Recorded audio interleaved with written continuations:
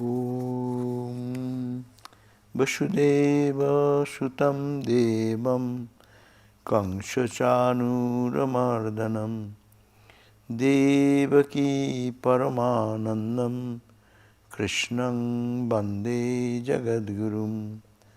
Om Shanti Shanti Shanti. I salute Lord Krishna, the world teacher, the son of Vasudeva, the destroyer of the demons Kamsa and Chanura, and the supreme bliss of Mother Devaki. Our salutations to him. Om, peace, peace, peace. So here in the Bhagavad Gita, reading chapter 3, and we read verse number 27. And here we find that Bhagavan Krishna is, with argument, asking Arjuna to be engaged in the war, engaged in the dutiful, what is the duty of life, sometimes bitter, but when it presents, you have to face and do what is the best you can.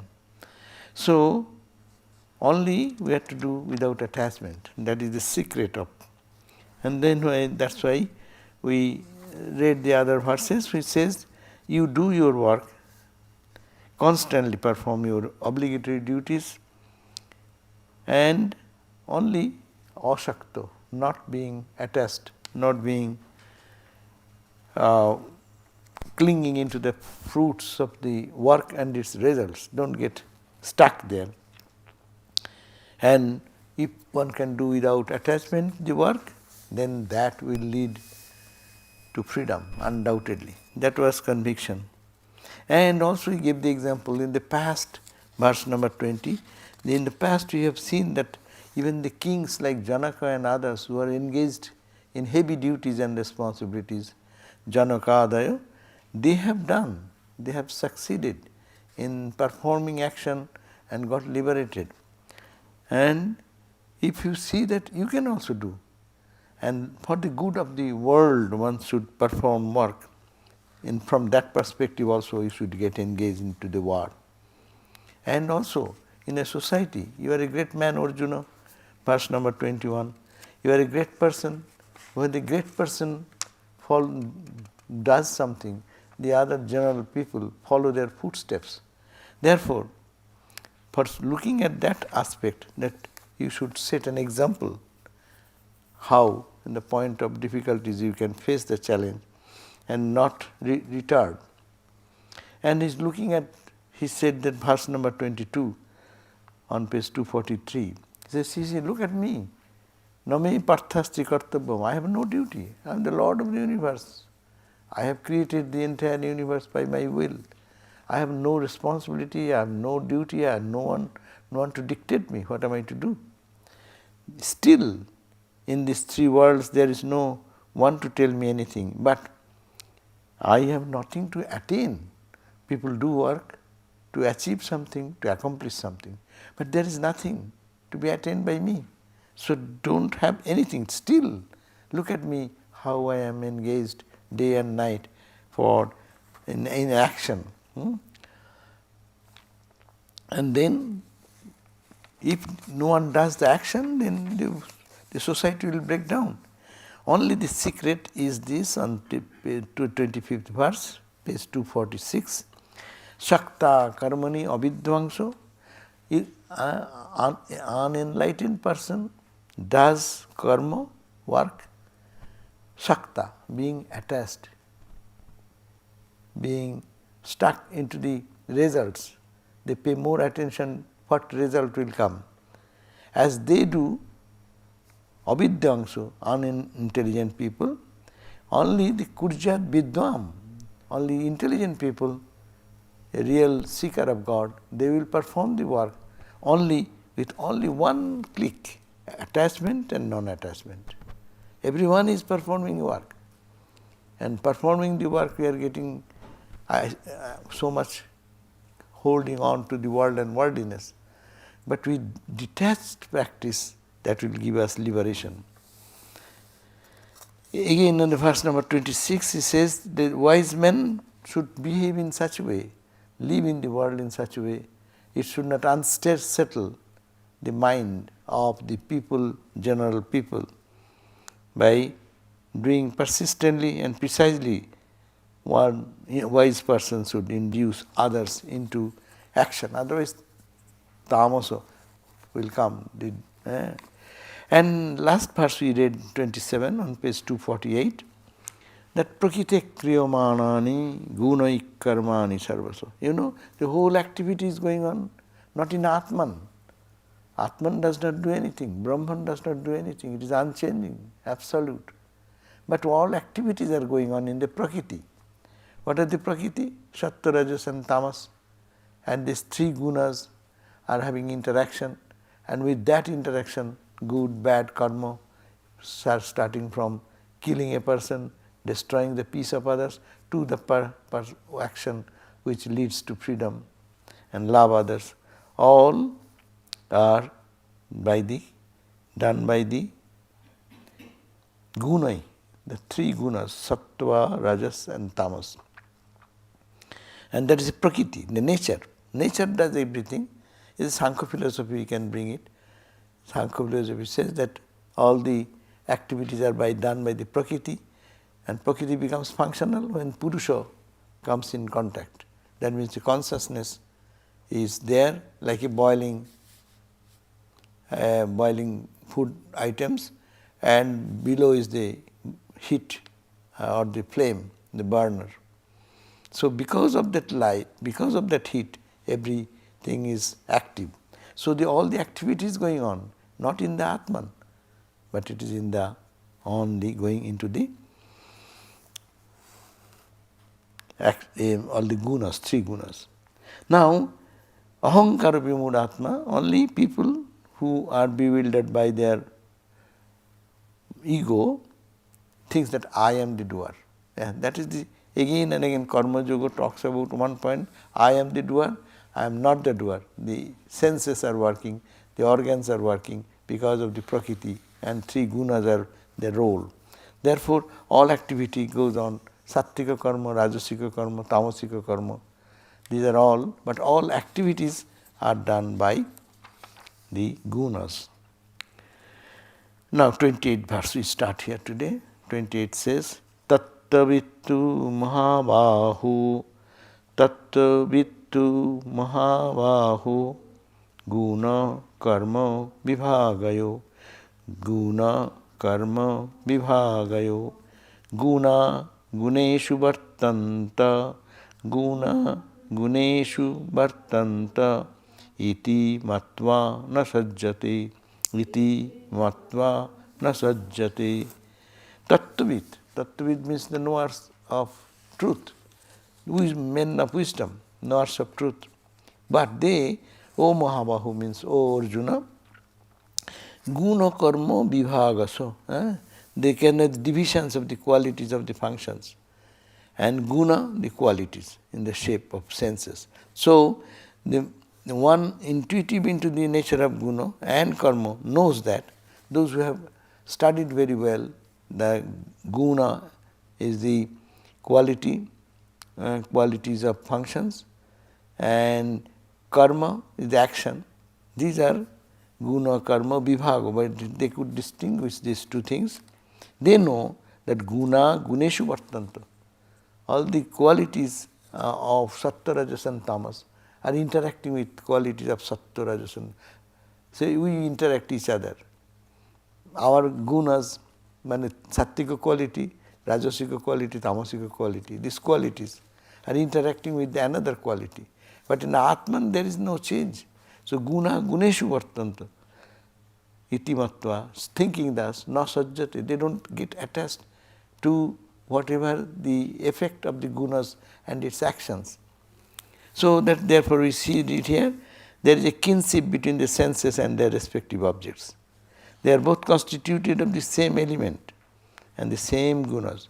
The element fire, for example, has its own combination of the gunas. It is emitting light, is one characteristic of the fire. Combination of guna in fire takes one form, as the sense of sight. That's why we can see. So guna guneshu vartanta. The quality in the fire is the light, and the light is in the air. They are connected. That's why we see things and interact with them. Because of the sameness of the nature in both of them, sense experiences become possible. And this is the fact in regard to all the five senses. That means all our five senses are functioning because of the interaction of the gunas in me and the gunas in the external object. So guna guneshu vartante. This one is interacting with the gunas. Sattvika quality interacting with sattvika mind, sattvika buddhi. Tamasuka mind will be interacting with tamasu objects. So Atman, which is consciousness, remains unaffected by the sensation. As example, as an akaso, space is the substratum to the dashing clouds. The sages who realize this truth, they become free from all entanglement. So this is the point that we have to say. Premishananda Maharaj used to say, no, guna guneshu. When we interact with people, say, you always think that it is your quality, tamas quality or rajas quality or sattva quality, is interacting with another's quality. But your Atman is, there is no interaction. It is the only one substratum behind everything. So it is one reality everywhere, but activity is going on the guna. So anyone, when interacts, we get mad. This thought is good. It is the my anger is a guna, effect of rajas, and another quality. So the gunas are gunas. This rajas is interacting with some other guna of sattva, tamas or something like that. So it is I am unaffected. I am not touched by this. I am the self who is unattached and beyond the gunas. So always this separation. Vedanta is also separation, but Sankhya talks about more of separation. Guna, Prakriti, and two things, Prakriti and Purusha. It is separation. That's why Sankhya philosophy says that if we can just separate out these two, which has gone jumbled up in together. Say we are in a pot when the rice and potatoes are boiling. We touch that boiling touch, it burns our finger. I am saying that potato is burning my finger, the rice is burning my finger. But it is not. Who can separate out? Potatoes are potatoes all the time. But it is the heat is something which is injecting the connection into the potato, which is not by its own nature has any such heating effect. So it is the consciousness is percolated in through it in the matter. Therefore matter appears to be so active, whereas the consciousness is forgotten. We are all talking, seeing everything, but it is consciousness is being forgotten, and we are only living in the interaction of the gunas, seeing the object, hearing something, tasting, touching and all this. So guna guneshu vartanta. Always, if one can remember, it is the play of the three gunas going on. I am Atman, I am the self, I am unaffected by that. Then what is the attitude of the enlightened towards the ignorant? When the enlightened people see that someone is overreacting and they smile, no? When we react, say Rama's, if you look at the Rama's play, what is called a Ramayana, so many series was there, you see that Rama is always calm, he is always smiling, and Arjuna is telling something foolish talk or anyone is saying something, he is just smiling. He is saying that the enlightened person knows this, that it is the play of the gunas going on, but unenlightened does not know, therefore they get reacted. As we are, we get reacted. But if one can separate out, I am the consciousness of self, I am untouched by these gunas. It is play of the gunas. What am I to do? Hunger comes. It is your body's demand. What is you? You are not affected by that. You are beyond hunger. Thirst comes to the body. Pain comes to the body. You are not the body. because it is happening in the body, the guna, and how you are feeling that, because consciousness has percolated into it. It is just, it has given a wrong concept that the body is conscious itself as it were, and I am the body, therefore I am in pain. So this idea is given that how we can separate out these two. Sankho is this sankhayate iti sankho, separating the consciousness and the jada, matter and these two things. The same idea will be repeated on verse number 29. Je prakite gunasang mudha, prakite gunasang mudha, sajjante guna karmasu, sajjante guna karmasu. Tan akritsno vido mandan, tan akritsno vido mandan, kritsno vidna vichalayet, kritsno vidna nichalayet. Krishnavid means man of perfect knowledge. The man of perfect knowledge is not vichalayet, does not get unsettled when prakite, in the prakite guna sangmura, when the deluded person, when the gunas or prakriti get attached to the functions of the gunas. So unenlightened people like us, we get attached to the prakriti and its functions. But the man of perfect knowledge or wisdom should never unsettle the mediocre whose knowledge is imperfect. So they should not be reacting that way, and they should show an example before the others that it is gunas play, not you. You are separate from gunas. That ideal should be presented, and that we find in the life of our great seers of truth, those who stand as an example, not to be reacted by the actions of the prakriti. A very disturbing thing comes, but they can keep their poise and peace intact, because they know it is the actions and reactions are going on in the prakriti. We call it is maya in Vedanta. Here is a terminology they are using, prakriti. And sattva, rajas, tamas, three gunas, and maya is made of the three gunas. In Vedantic perspective, if we take, maya is, what is maya? This sattvika, tamasic and rajasic, three qualities, permutation and combination, which appears in this word is maya. So language is different, but the essential truth is the same. So no difference can be made between the skin and the pulp in a tender fruit. He is giving an example, because it gets messed up. It is only after the fruit matures and ripes that this difference comes about.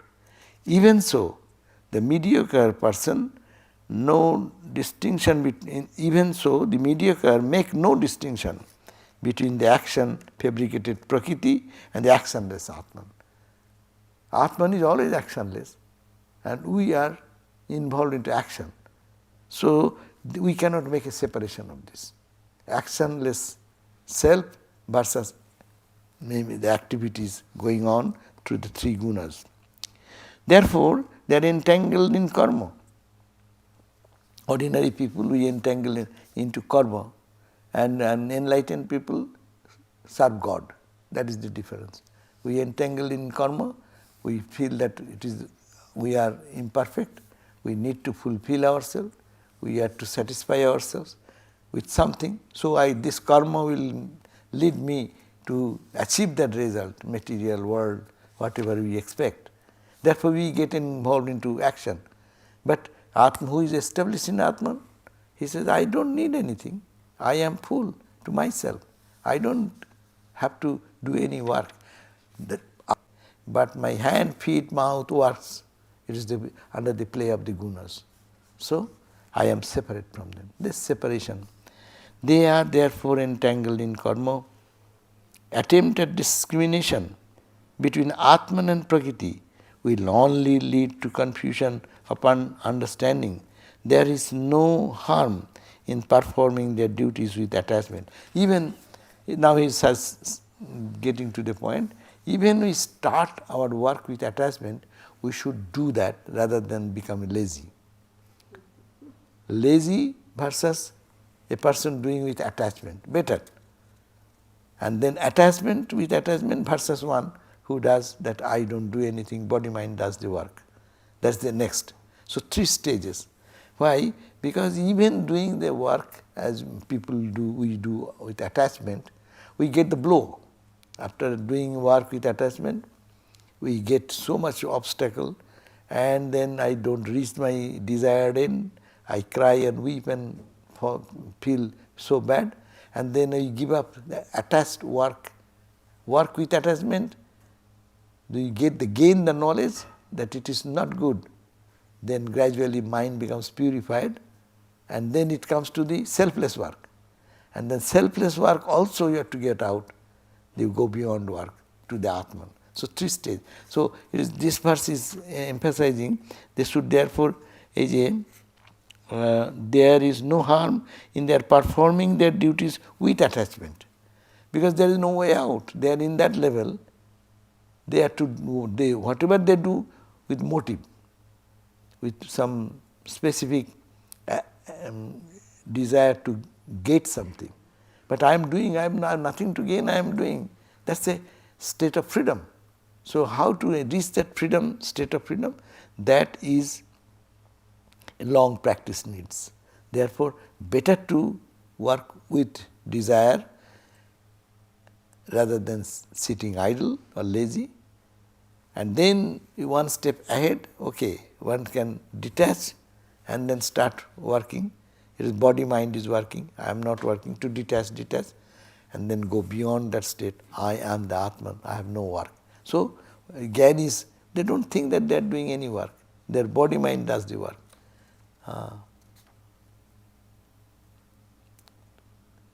So all the activities done by body, I say I have done, but a knower of truth will say it is my body has done, I am not.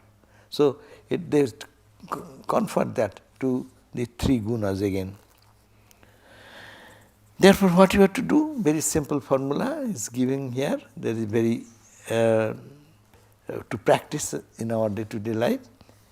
30th verse. Mai sarvani karmani, mai sarvani karmani, sangnasya adhyatma cetasa, sangnasya adhyatma cetasa, nirashir nirmamo bhutva, nirashir nirmamo bhutva, juddhasva vigata jvara, juddhasva vigata jvara. What it means? It says, Mai sarvani karmani, all your activities, how to get out of this cycle of this attachment and aversion, how to get out of this. It's a very simple formula. It's saying that you do Mai sarvani karmani, all your actions, whatever you are doing, sangnasya, just offer it to me, just give it to me. Sanyamya adhyatma cetasa, with your thoughts resting on me, the I am the Atman. That means you do your work, offer everything to me. Mai sarvani karmani, all types of activities, you sangnasya, renouncing them. Adhyatma cetasa means with the mind centered in the Atman. You keep your mind in me, perform your work, and then offer everything to me. Keep your mind in me, perform all the activities, and then offer everything to me, its result also. When you are working, you don't get the result. Result comes at the end of the work. That means when you are working, keep your mind in God, and when the result comes, that offer it to me. So, work and its result, both give it to me. In every action, try to practice that. Mai sarvani karmani, sannyasya adhyatma cetasa. That means your cetasa, by your mind, centered around me, the Lord, the Atman. Nirashi, then what you do? You become freed from any expectation. Nirashi. Result will come, but you need not have to crave for the result and make your mind disturbed. Let whatever comes, I accept it. So, nirashi. And nirmamo, me and mine. Don't think It's a selfish motivation, it is me and mine. So give up me and mine, give up all the expectation, and juddhasya, you go on fighting in the battle or in your life's battle, bigata jara, without any mental fever. Here fever means this type of delirium, this type of thought that I'll be unsuccessful or I'll be successful. Don't pay attention to the result, let the result come, keep that result to me, and when you are working, work, that work is also do keeping in mind in me. That means when we are in action, the direction here is in 30th verse, that when we are in action, let us keep a part of the mind in God. Ramakrishna said, one hand work and the other hand holding the feet of the Lord.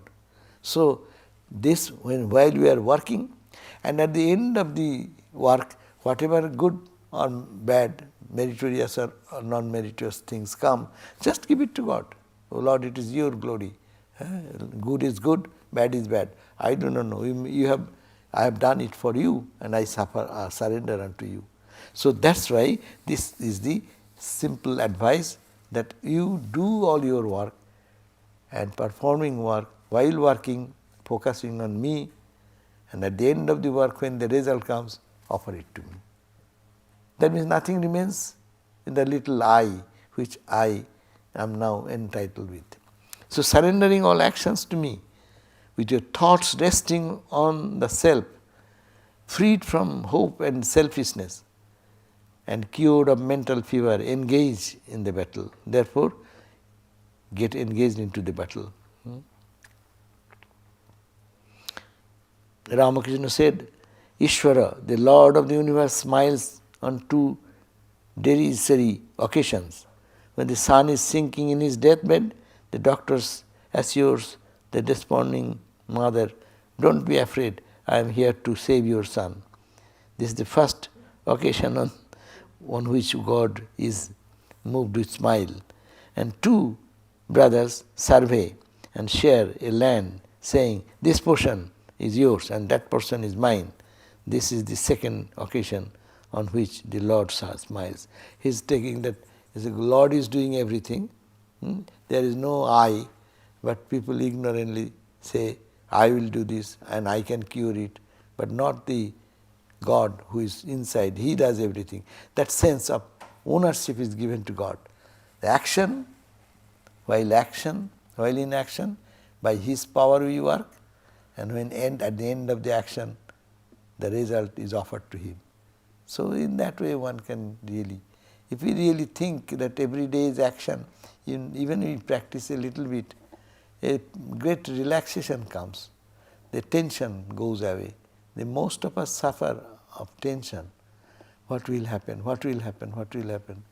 That means I am thinking of the result. I have some expectation. It should happen this way. And I will be happy if it happens. But I am thinking maybe it may not. So what is happening? My tension, this type of thinking, is actually weakening me. And a portion of my mind is involved into that type of negative thinking. As a result, that is spoiling my ability to engage myself in my work. So this is a negative side of it, that I am not fully attentive to the work, and the tension is creating what result will come. I am holding on to the fruits. And when the result comes good, we get enlightened, happy, and if bad, then we suffer so much. But he said, no, good, bad, anything comes, give it to God. And when you work like a machine, and that's why the song, I am the machine, you are the machinist. I am the house, you are the housekeeper. No? Or I am the instrument, you are the machine person. So that type of surrender, that this verse encourages this idea that you perform everything but surrender, then you will be free. And 31 verse says, Ye me matam idam nityam, ye me matam idam nityam, anutishtanti manavaha, anutishtanti manavaha, sraddhavanto anasuyanto shraddhavanto anushuyanto mucchante te api karmabhi mucchante te api karmabhi. Those who ever abide in these teachings. What is the teaching? Just he has mentioned the other verse, that while acting anything, just work for me. So give your mind in me and do your work. And don't think of the result, whatever is coming. Whatever comes, that result also give it to me. And you be free. That's the path of freedom.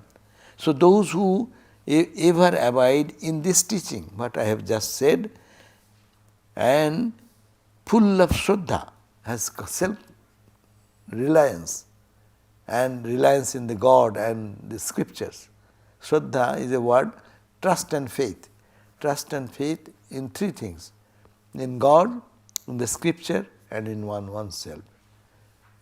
Whatever is, God is there, and His teachings are here, scriptures, and I can attain to that result. So faith in oneself, faith in God, and faith in the scriptures means the direction which the scriptures are giving. It is a GPS. It is telling us how to move. You do work, then you get entangled. Why not do this way? You make a trip, on your journey, follow these tactics so that you will be less troubled and your journey will be fully accomplished.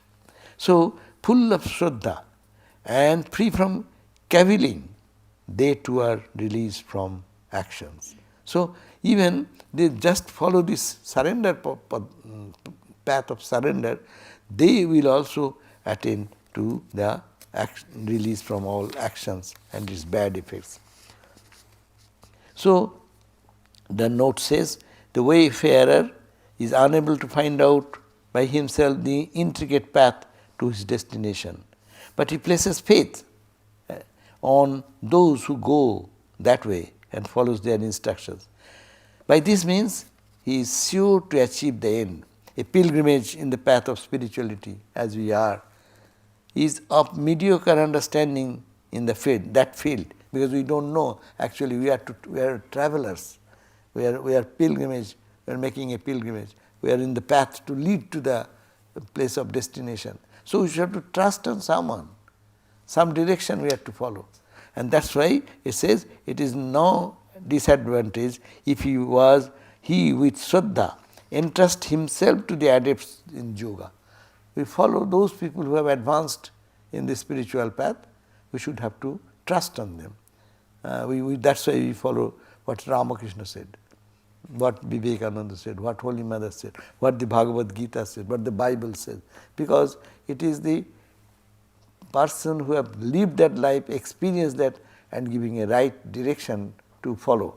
Therefore, you should have Shraddha. Shraddha means faith and trust, two things together. Even he gets freedom from the shackles of the karma. If following this path, one can free himself or herself from the shackles of bondage. And Shraddha is a term, it explains that it is a state of mind conducive to all round advancement. That means Shraddha is such, Guru says this, okay, I do not know, I need not have to doubt. Guru, I believe that he has reached destination, he has moved in the path of this realization, so whatever he has said, I will follow. That's why Maharaj said, no, what I gave you, just follow, just do that. And if it does not happen, then come. And then you can slap on my face. Meaning that this is so much tangible truth, and we have to follow them.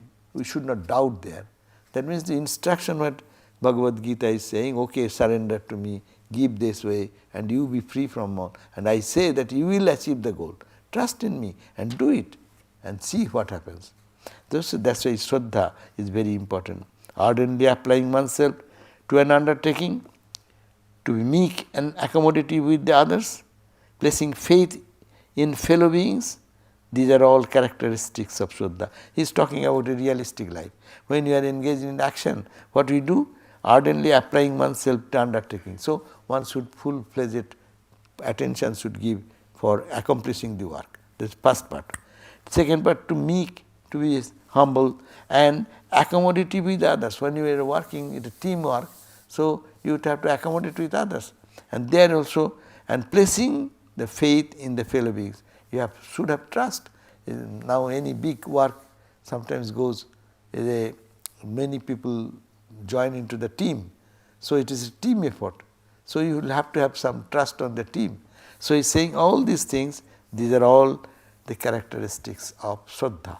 If one keeps that Shraddha, then the truth will be earnestly digesting the understandable portions in the Bhagavad Gita and hoping that the abstruse portions will soon become lucid. This is placing Shraddha in the great book. He may say that we are reading, we don't understand everything. Okay, but reading with devotion, with faith, will ultimately clear out all the confusions in time. Now, 32 verse. Ye tuetad abhyashuyanto, ye tuetad abhyashuyanto, nanu tishtanti me matam, nanu tishtanti me matam. Sarvagyano vimurhangstvang, sarvagyano vimurhastan, viddhi nashtan acetasaha, viddhi nashtan acetasaha. Ye too, but those people who curb at my teachings, and the scripture is saying, and I am Krishna, for your good, O Arjuna, I am telling, but to those people who don't listen to that and don't feel any value of them and act not upon them, what they have? They are deluded in their knowledge. They have trust in their own misunderstanding. They are not clear. They themselves are in ignorance. They don't listen to the words of the enlightened. So therefore, they are devoid of discrimination and they ultimately come to ruin. Man, spiritual life does not progress. Ruin means progress does not happen in spiritual life. So therefore, he is giving the example, the scriptures are telling so, these teachings of the Bhagavad Gita, who does not believe in and then deluded in their own knowledge and is no discrimination, they get ruined. Ruin means as you come to grief, come to suffering and pain.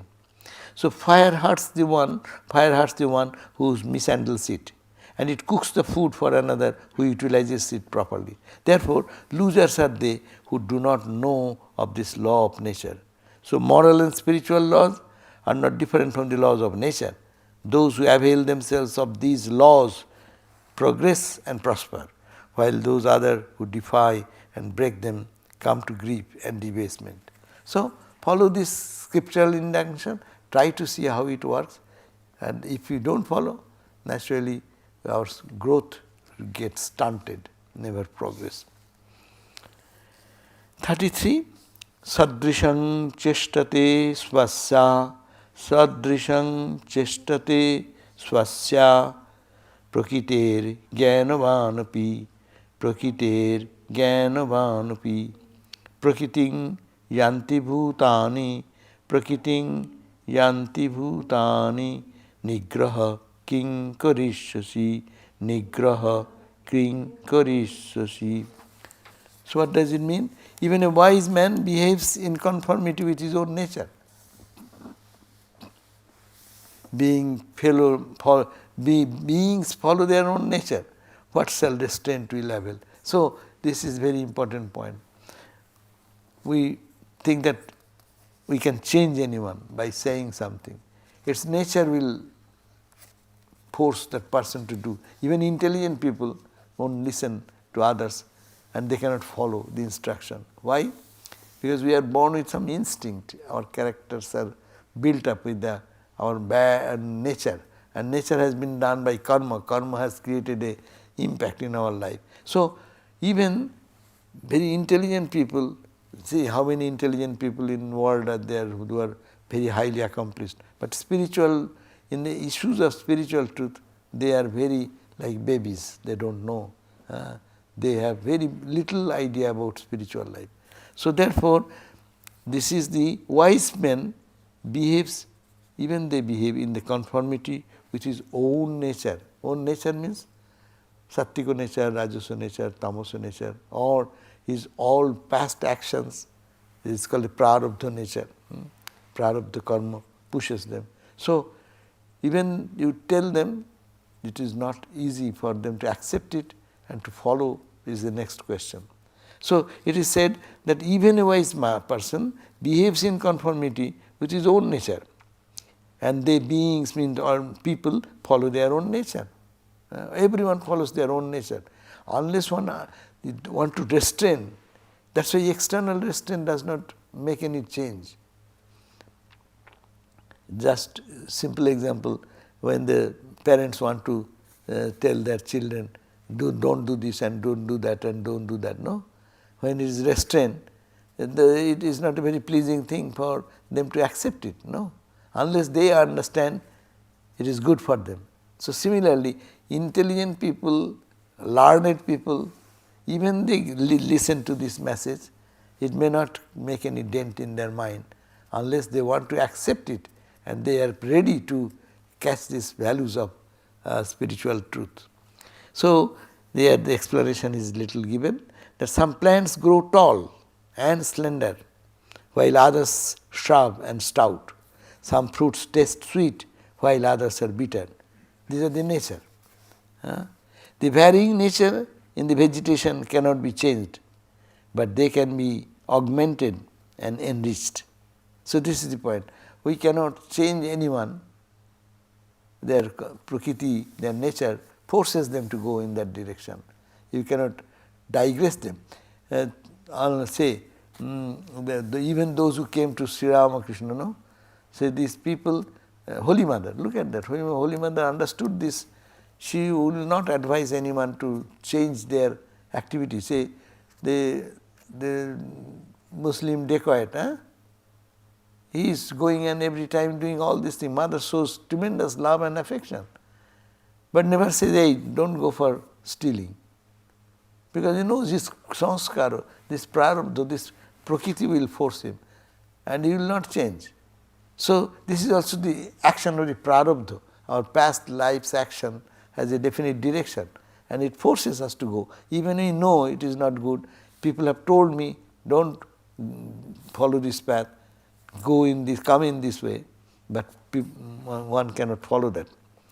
Variation is there in the nature, prakriti. As is given the example, two eggs, one is hen, another is the what you call the swan, and both are hatched together by the same condition. And one gum comes out, one runs towards the water, another runs towards the land.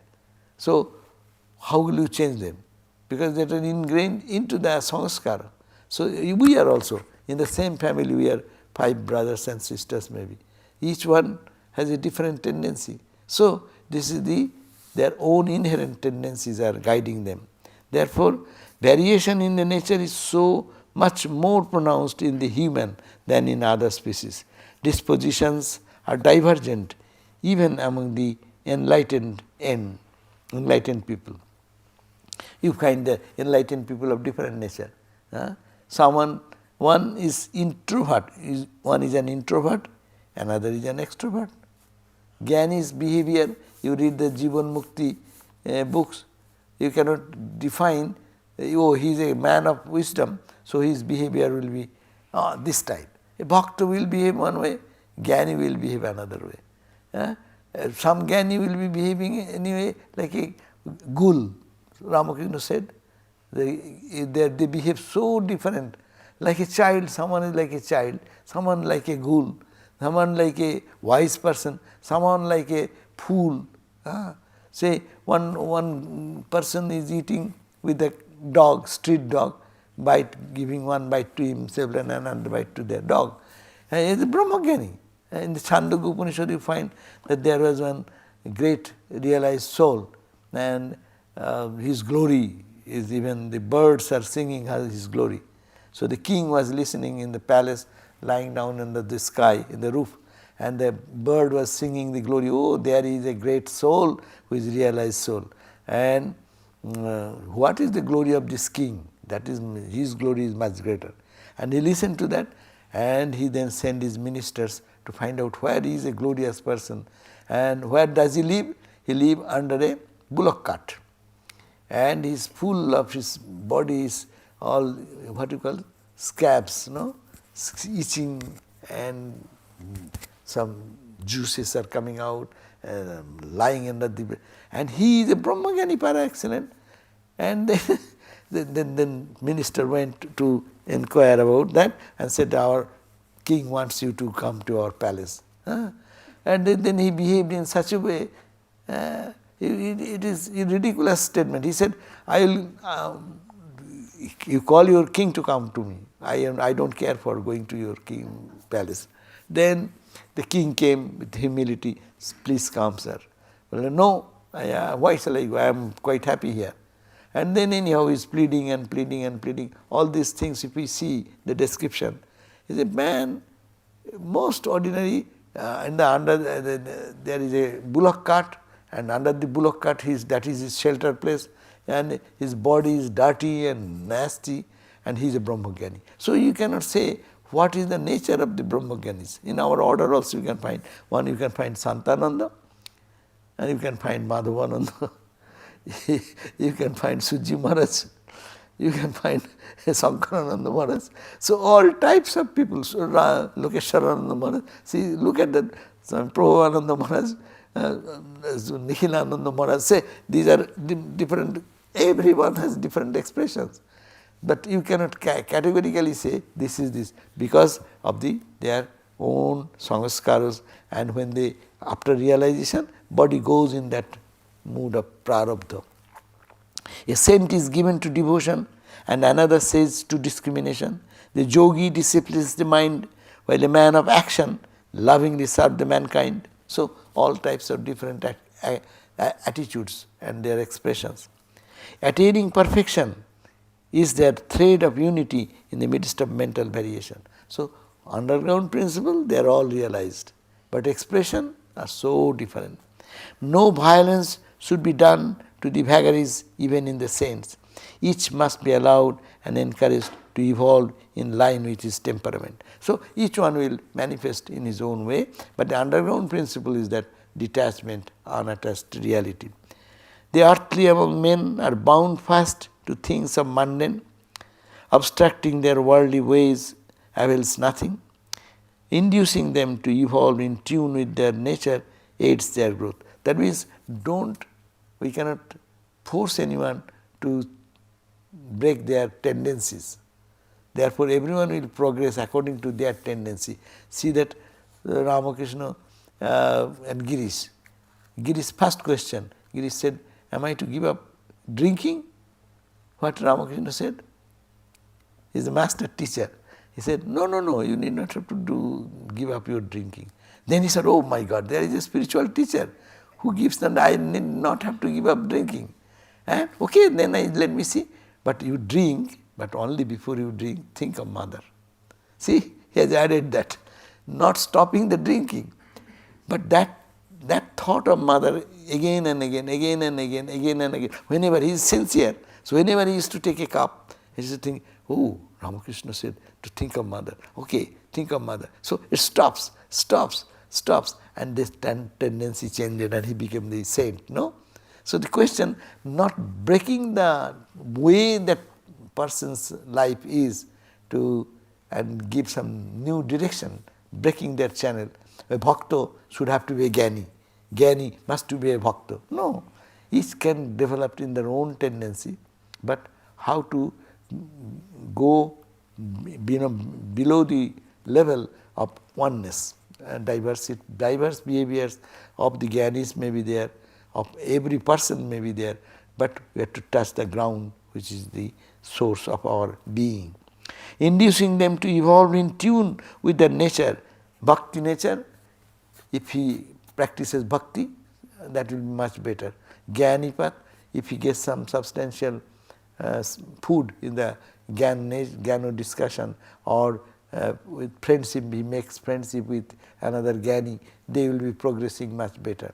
Say, our Suren Maharaj was the Sat Prakashananda, not Sat Prakashananda, Sat Prakashananda. In India there was a par excellence Brahmogyari, and he used to live in Benares. I had the fortune to see him. He's he's in the, just emaciated, and he's in the almost deathbed.